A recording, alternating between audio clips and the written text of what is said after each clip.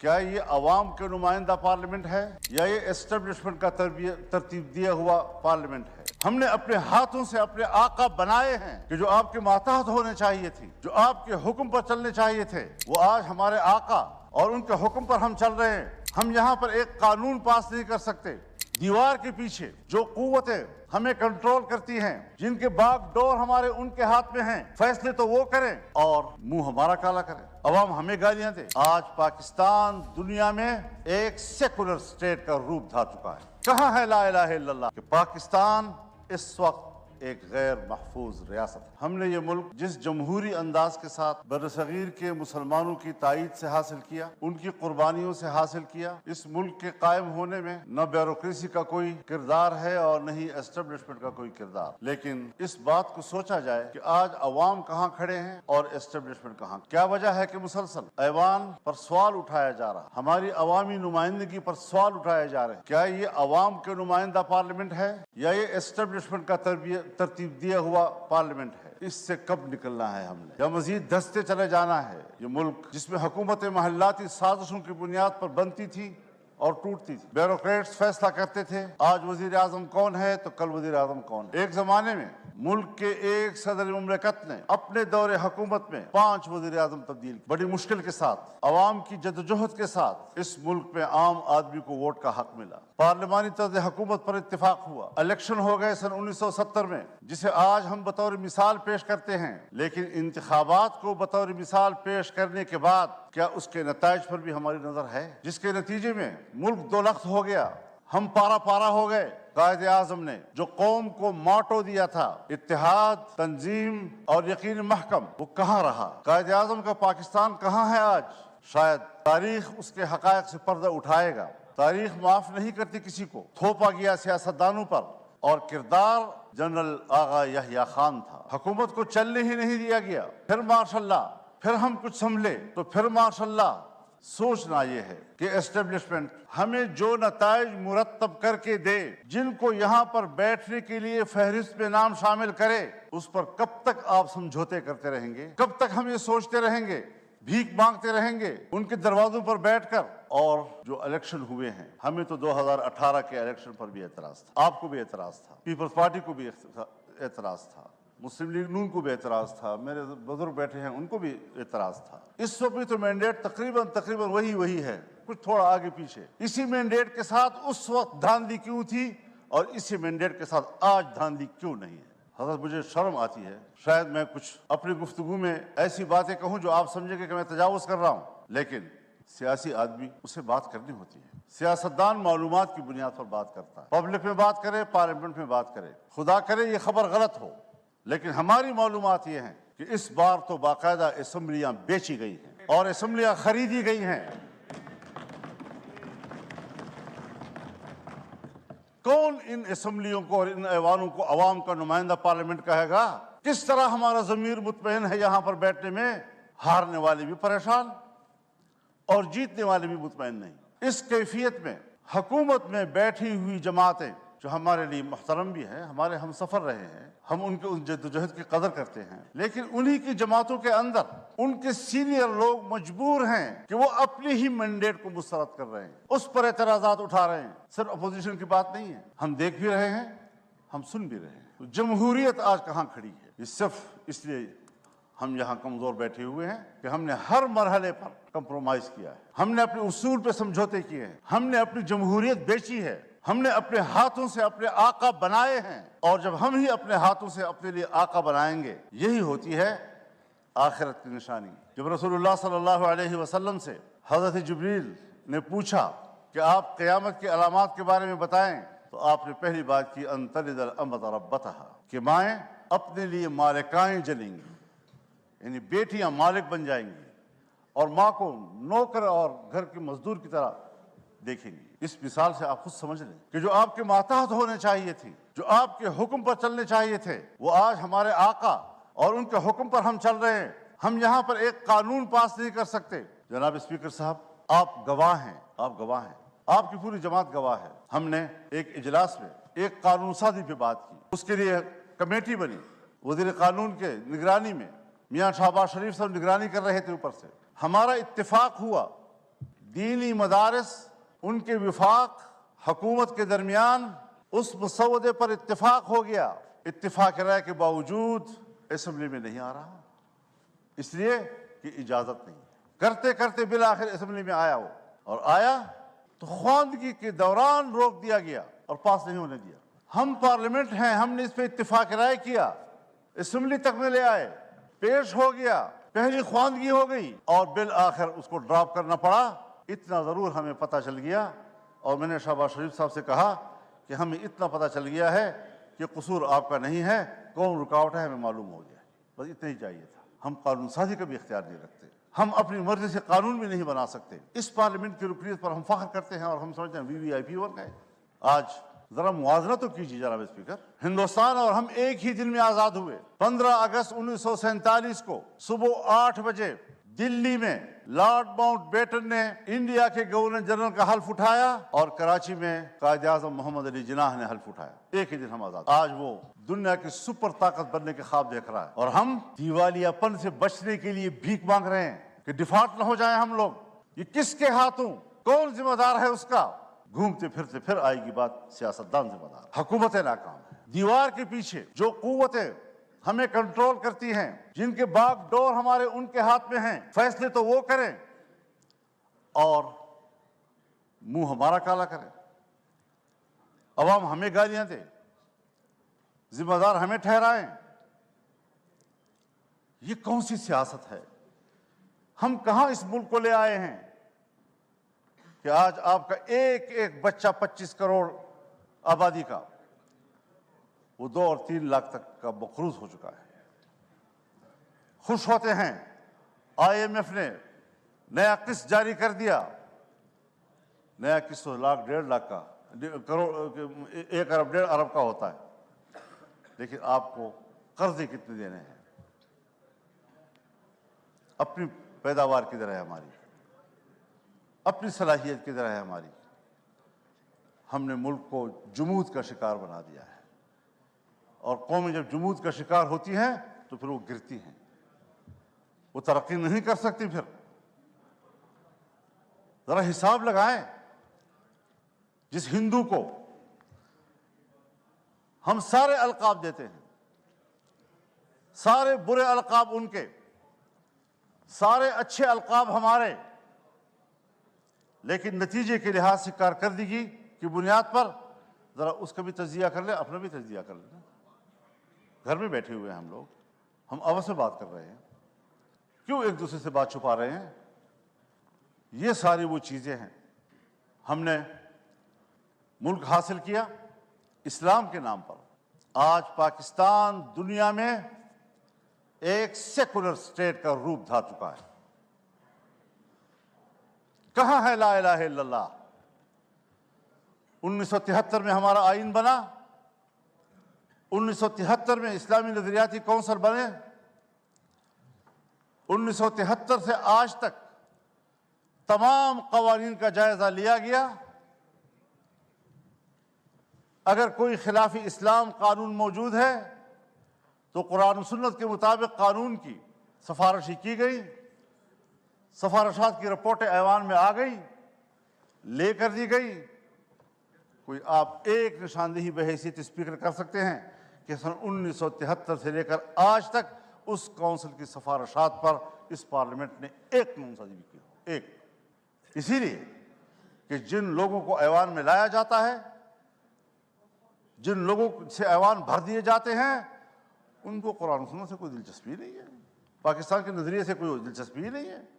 کیسے آپ دنیا میں شناخت کرائیں گے اپنی کہ ہم ایک اسلامی مملکت ہیں؟ آپ کا آئین کہتا ہے کہ حاکمیت اللہ رب العالمین کی ہوئی، اور ہم روئے زمین پر اللہ کی نیابت کرتے ہوئے، عوام کے نمائندے روئے زمین پر اپنے مملکت میں اللہ کی نیابت کرتے ہوئے ان کی تعلیمات کے مطابق قانون سازی کریں گے۔ ہماری انفرادی اجتماعی زندگی قرآن و سنت کے تابع ہوگی۔ یہ میں نہیں کہہ رہا، میرا آئین کہتا ہے، یہ میرا آئین کہتا ہے کہ اسلام پاکستان کا مملکتی مذہب ہوگا۔ یہ میرا آئین کہتا ہے کہ قانون سازی قرآن و سنت کے تابع ہوگی. یہ میرا آئین کہتا ہے کہ قرآن و سنت کے منافق کوئی قانون سازی نہیں ہوگی. اس پر کوئی عمل درآمد کاغذی حد تک بھی. آپ تو ان اداروں کو بھی پابند کر رہے ہیں، نیست و نابود کرنا چاہتے ہیں جو ادارے آپ کے اس ملک میں کسی طرح دین و مذہب کی علامت ہیں. ان کو آپ معاشرے کا مین سٹریم ہی نہیں سمجھتے.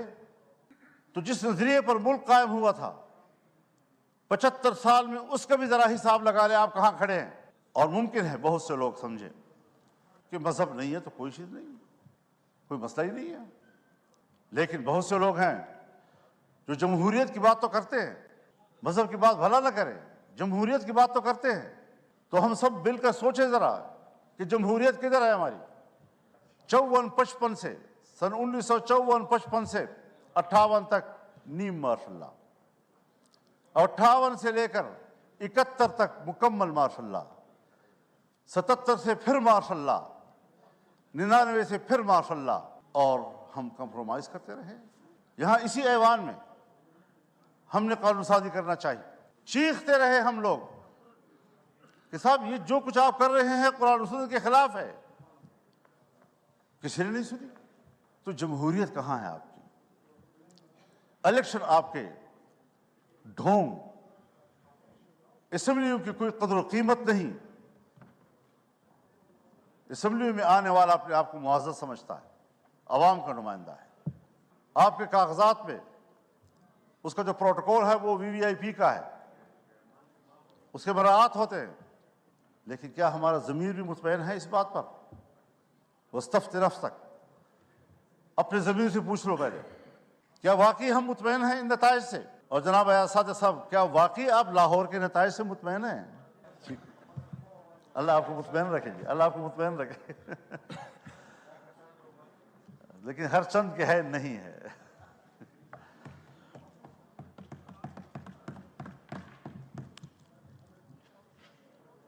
معیشت کی کیا صورتحال رکھتی ہے؟ قرضوں پہ ہم زندگی گزار رہے ہیں، اپنے وسائل کے قریب تک نہیں جاتے. امن و امان نام کا کوئی چیز نہیں ہے. ملک کو کدھر لے جا رہے ہیں آپ لوگ؟ آپ آئیں ذرا لاہور سے ذرا سفر کریں اور آئیں ذرا. میں آپ کو دعوت دینا چاہوں گا ڈیرہ اسماعیل خان میں، ٹانک میں، وزیرستان میں، لکی مروت میں، باجوڑ میں. آپ وہاں آ کر ذرا دیکھ تو لیں کہ ہماری وہاں کیا حالت ہے. ہمیں تو الیکشن میں نکلنے نہیں دیا گیا. ایک طرف طالبان کی طرف سے اعلان ہوتا تھا کہ ہم الیکشن میں کوئی کارروائی نہیں کریں گے، دوسری طرف ہمیں دھمکیاں ملتی تھیں. پھر ادھر سے ہمیں چٹھیاں ملتی تھی کہ آپ، تھریٹ لیٹر آ جاتی تھی کہ آپ نہ جائیں. پبلک سے رابطہ ہی نہیں کرنے دے رہے تھے. اور جو ہی الیکشن گزرا سارے تھریٹ لیٹر بند، ختم ہو گئے، خیر خیریت ہو گئی.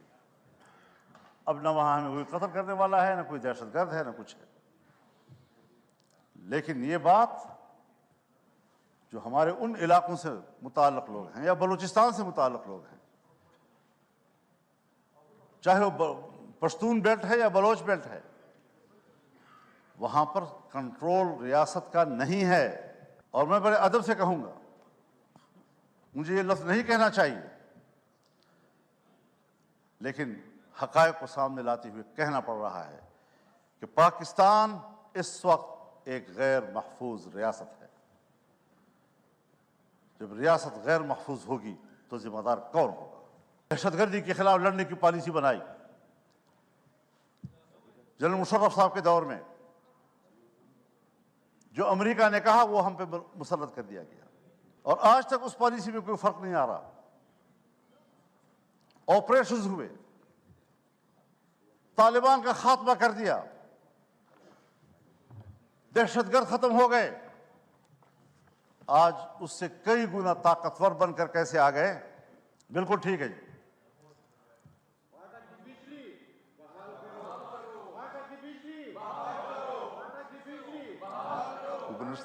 جی مولانا صاحب، جی مولانا صاحب، بس بولیے.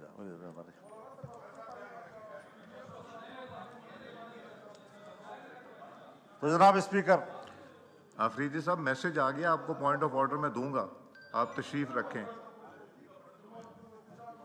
میسج ہو گیا آفریدی صاحب، میسج ہو گیا. آپ کی جماعت نے نام نہیں لکھا تھا، میں نے آپ کا نام لکھا ہے، اور یہ امپورٹنٹ ایشو ہے. میں اس کو ٹیک اپ کروں گا. ابھی میں ایم کیو ایم کے دوست کو دوں گا، پھر آپ کو دوں گا. جی مولانا صاحب.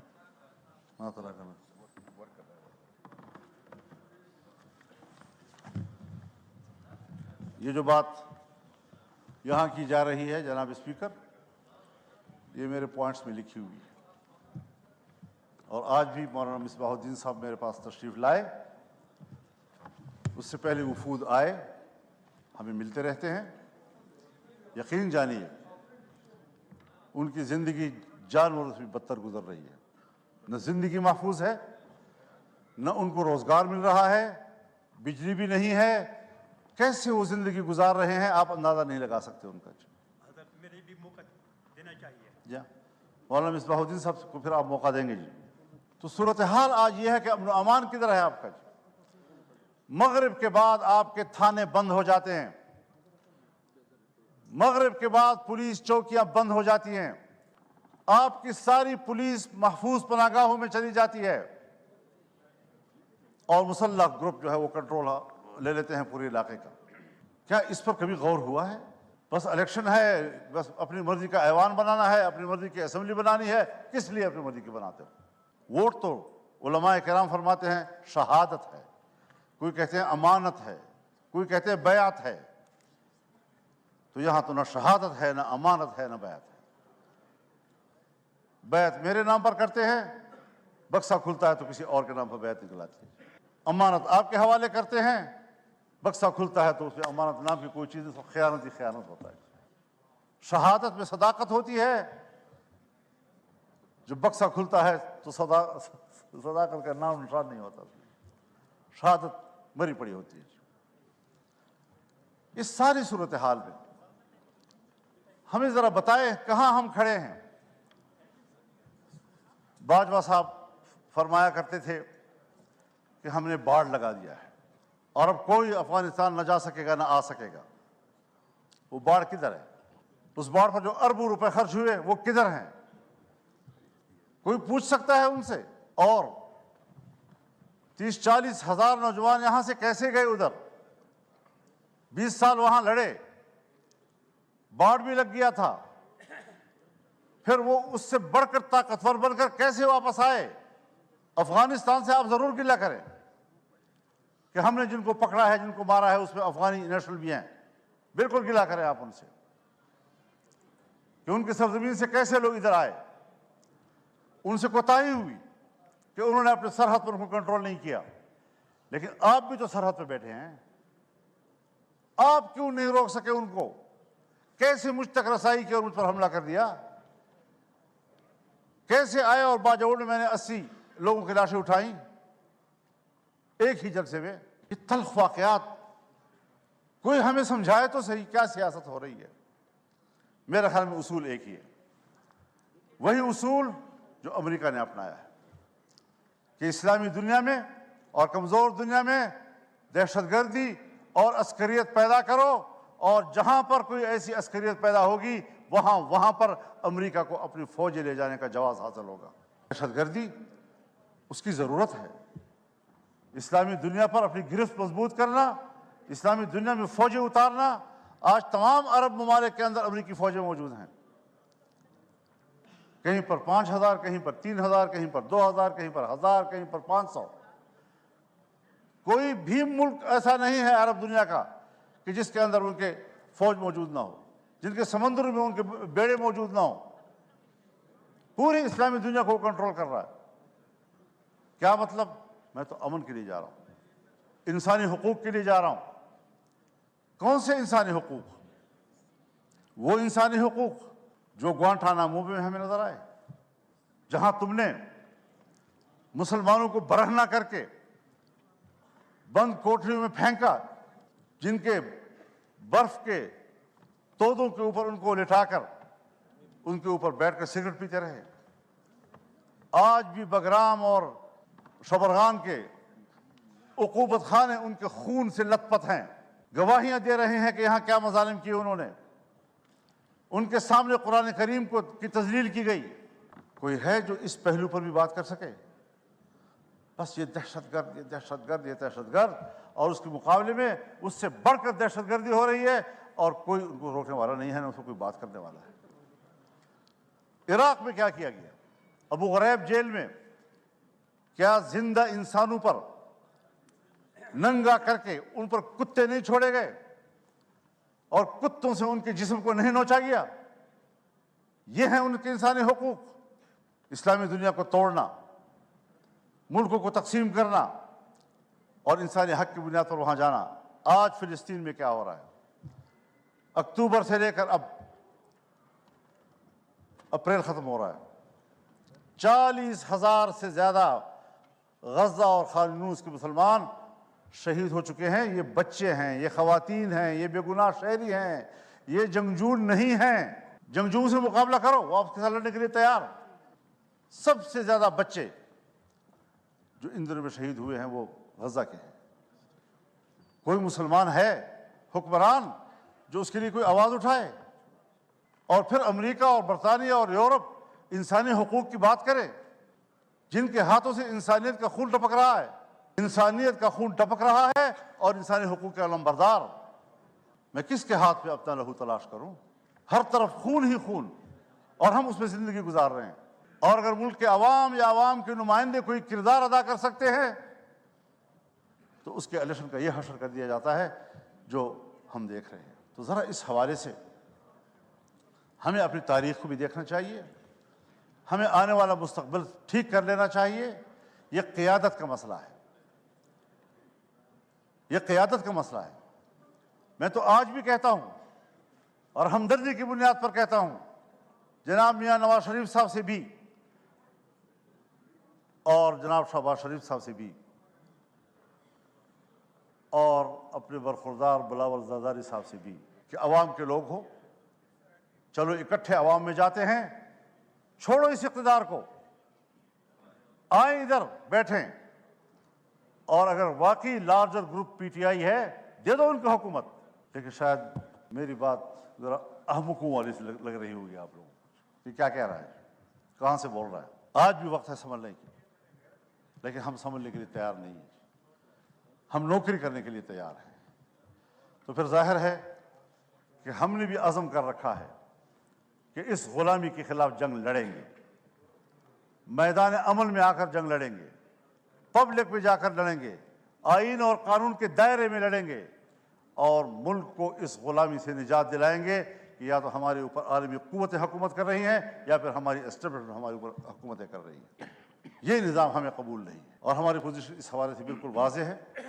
اس لیے ہمارا پیغام ہر سطح پر چلا جانا چاہیے۔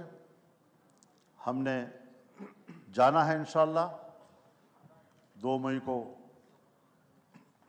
کراچی میں ملین مارچ ہوگا انشاءاللہ العزیز، 9 مئی کو پشاور میں انشاءاللہ ملین مارچ ہوگا، اور اگر کسی نے روکنے کی کوشش کی تو وہ سوائے اس کے کہ اپنے لیے مصیبت کو دعوت دے گا اور کوئی نتیجہ اس کا نہیں نکلے گا۔ وہ عوام کے اس سیلاب کا راستہ نہیں روک سکیں گے، اور انشاءاللہ العزیز یہ جدوجہد جاری رہے گی، اور امید رکھنی چاہیے کہ اس میں آپ بھی ہمارے ساتھ ہوں۔